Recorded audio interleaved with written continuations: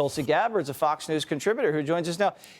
Are you noticing that people are looking the other way at pretty glaring red flags when it comes to qualifications or character, just to hire people based upon their sexual identity? And it's having some real repercussions.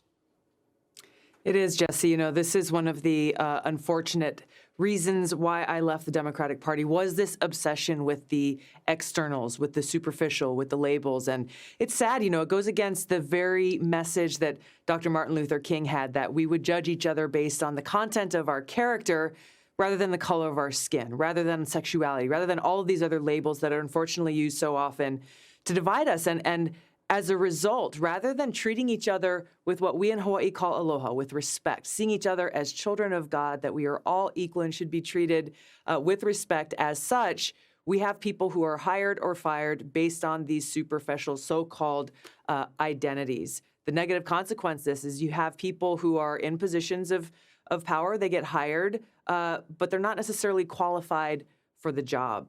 Well, I wouldn't vote for anybody that was actually behind bars during the election, not once but twice.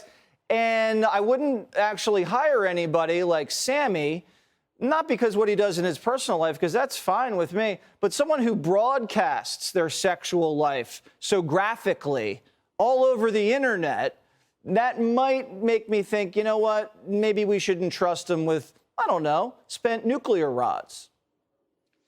Yeah, you know, I think it's about going deeper into what really matters. As a lieutenant colonel in the Army Reserves, I can tell you that I don't care what my soldiers' race, religion, or sexual preferences are. It makes no difference to me. What I look for is what is the content of their character. Are they people who embody selfless service, personal courage, respect, a commitment to the mission and serving our country?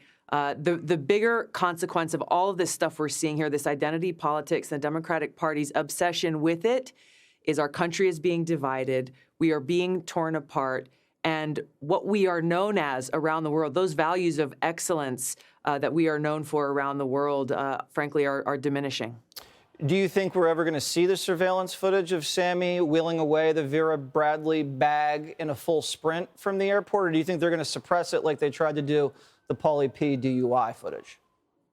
I think there is such a lack of transparency, and you can see the bias in those who are very quick to leak and release information or videos or whatever when it serves their political narrative. But when it doesn't, all of a sudden, you know, everything gets thrown into the vault or the evidence disappears. Yeah, I have a feeling if Tulsi pinched a bag that cost about $3,000 at the airport and hightailed it out to the taxi, I feel like we'd find out about that probably the next day, and it would be on every station in America. Tulsi would never pinch a bag from anywhere for any reason. I would believe go barefoot. You. I believe you. Thank you very much, Tulsi.